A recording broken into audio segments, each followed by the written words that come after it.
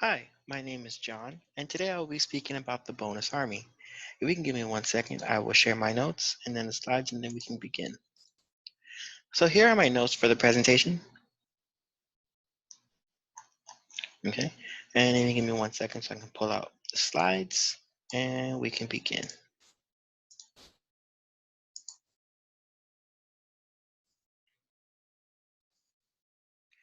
Hello. How many of you have heard the government lies or does not care for the troops? Or how many of you have heard a war veteran claim the US flag means nothing to him anymore? Today I will be explaining the bonus army of 1932 and their struggle for their compensation for serving their country. As a veteran myself, their efforts have provided me with countless benefits, and I would not be here today if it was not for their actions. Here is what I'm planning on covering today. However, the main takeaway I want you to know are the pre and post World War I political climate, the creation of the bonus army, and how the government responded to the bonus army protests.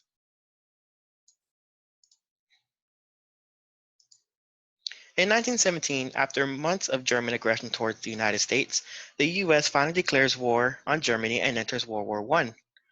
However, America had to strengthen its military. In the early 1900s, America's military was about 200,000.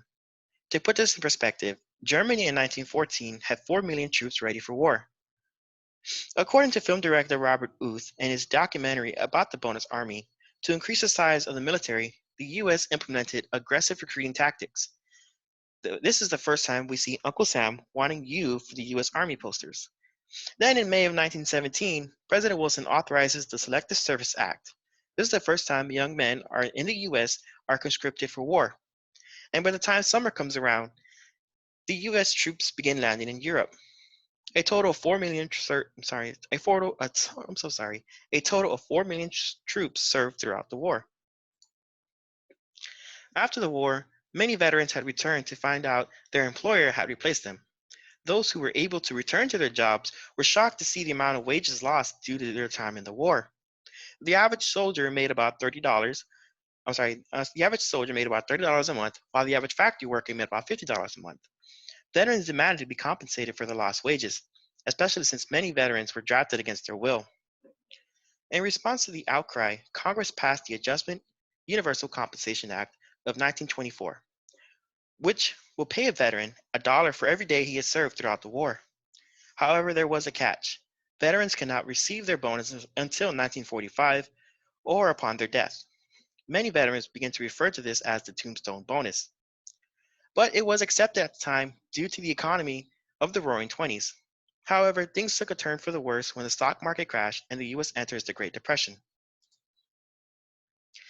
In 1932, during the height of the Great Depression, millions of Americans were homeless and without a job, including many World War I veterans. A bill was introduced to Congress by Texas Congressman White Patman to authorize early payments to veterans.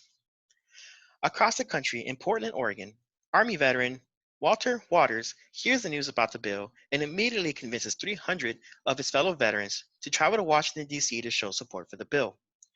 Word quickly spread about the veterans going to D.C., and many veterans from across the country decided to join and support the bill. Soon, they will be referred to as the Bonus Army. Upon arrival in D.C., they set up camp in a neighborhood called Anacostia, which is a few blocks away from the Capitol building and the White House. The Bonus Army would be aided by Police Chief Pelham Glassford, a fellow veteran and sympathizer. Glassford will provide food, clothing, and medical supplies to the Bonus Army.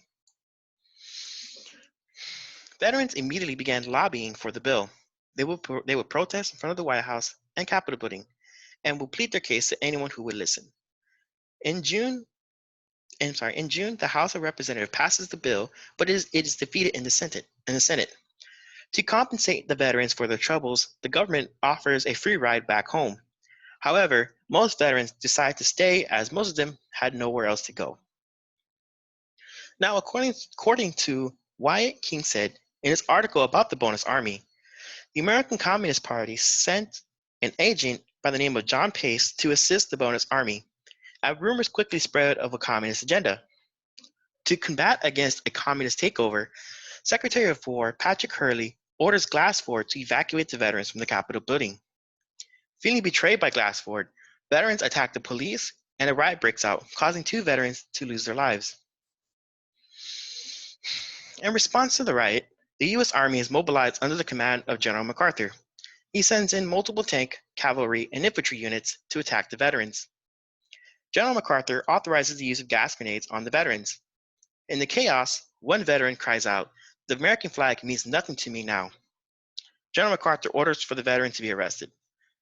Despite President Hoover's orders not to attack the veterans at their camp, General MacArthur advances his army to the campsite and sets the area on fire. No evidence was ever produced to show the Bonus Army had a communist agenda.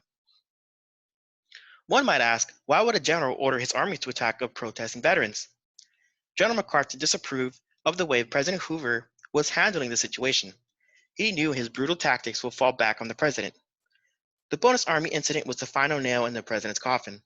The public was already upset with the way he was handling the economy and soon voted him out of office in favor of Roosevelt.